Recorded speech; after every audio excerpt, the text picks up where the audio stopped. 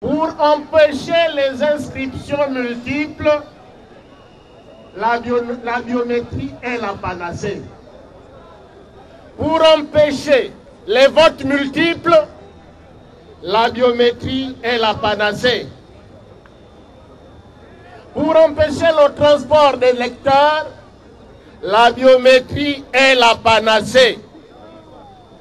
La biométrie, c'est le moyen par lequel nous pouvons éviter les votes multiples, le transport des lecteurs, le détournement même des cartes des lecteurs.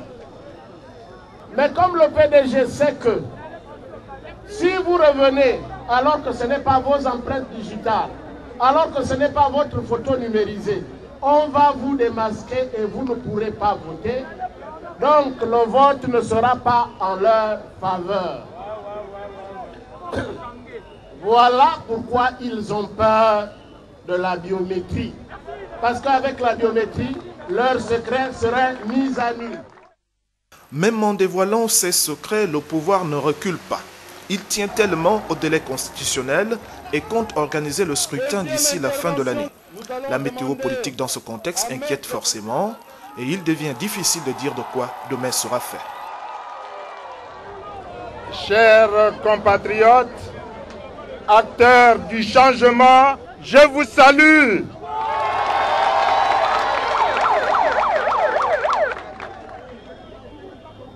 Notre thème aujourd'hui, c'est pas de biométrie, pas de transparence. Voilà le thème de notre meeting. Tout à l'heure, ces deux thèmes ont été abordés, à savoir la biométrie et la transparence électorale. J'ai pour mission de pouvoir vous dire aussi un mot sur la transparence électorale après notre compatriote Paulette Oyan. Je vais donc faire juste un complément parce que c'est fondamental. La transparence, c'est, en d'autres termes, la clarté des opérations dans l'élection pour ne pas enfoncer les résultats en trichant, en modifiant, comme sait le faire le PDG. Donc, à partir de ce moment, nous voulons que l'élection soit transparente. L'élection, ça aussi c'est très important. C'est le choix librement exercé par le peuple pour désigner les compatriotes, les citoyens qui sont appelés à la conduite et à la gestion des affaires publiques au niveau national comme dans les collectivités locales. Mais c'est votre choix à vous et il faut que ce choix soit libre.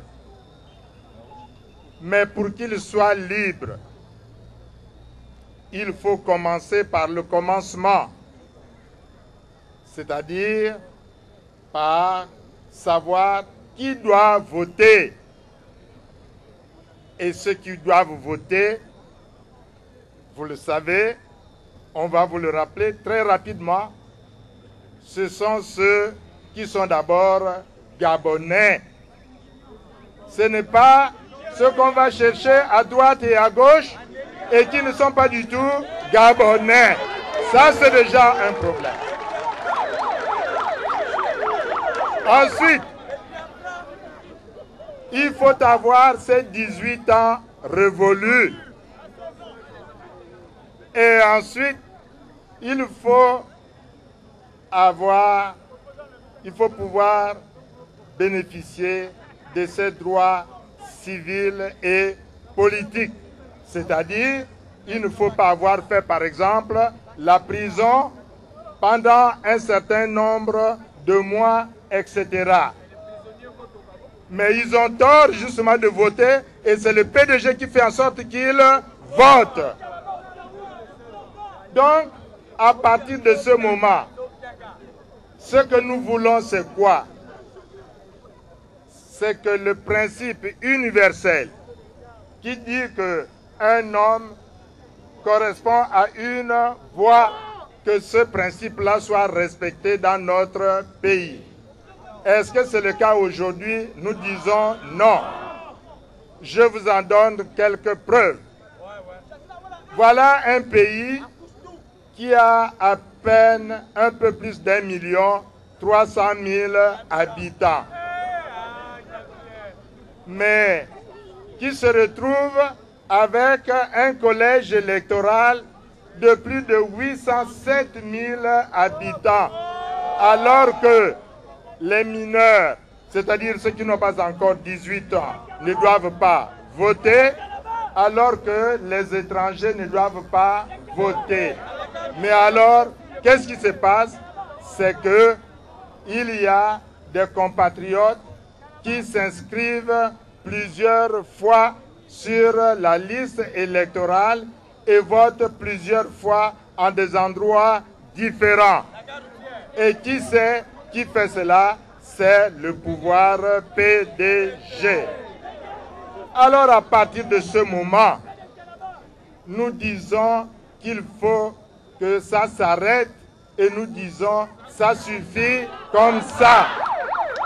Donc, chers compatriotes, ce que nous voulons, c'est justement la transparence. Un homme doit voter une fois.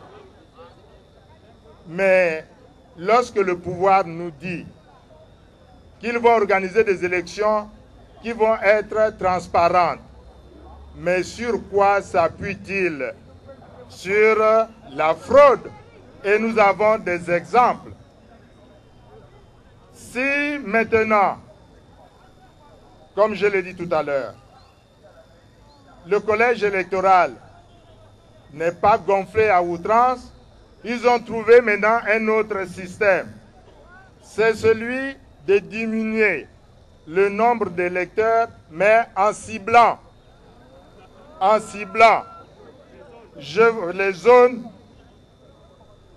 parce qu'ils savent très bien que dans ces zones-là, ils ne sont pas favorisés. La preuve, c'est que, je vous prends quelques cas, en Kembo, 2e arrondissement,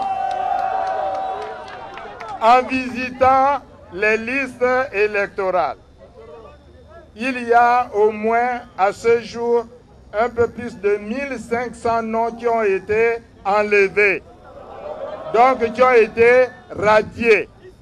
Or, la radiation, c'est un acte volontaire. C'est chaque citoyen qui vient dire que moi, je ne veux plus voter à tel endroit, vous radiez mon nom pour que j'aille voter, que j'aille m'inscrire à tel autre endroit. Or, ce n'est pas ce qui se passe. Je vous ai pris le cas du 2e arrondissement, je vous prends le cas de Moabi, où le professeur Kombila n'a même pas son nom sur la liste électorale.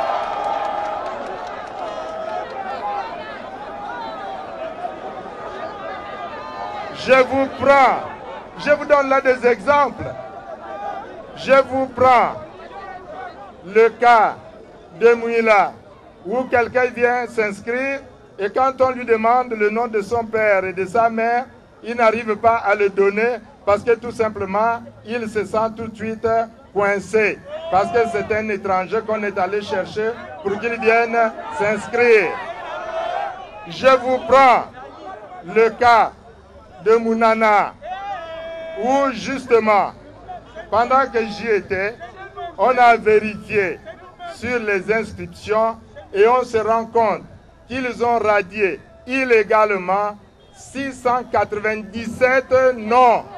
Mais sur quelle base?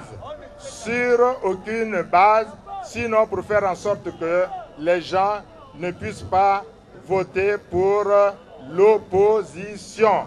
Et naturellement, partout en Kembo, comme un peu partout comme à Mounana, nous avons fait part de ces manquements à l'administration qui est l'administration PDG. Sur cette question des élections et bien d'autres sujets qui intéressent la marche du pays, l'opposition demande un débat public à ses adversaires politiques parce qu'elle croit avoir assez d'arguments convaincants à développer.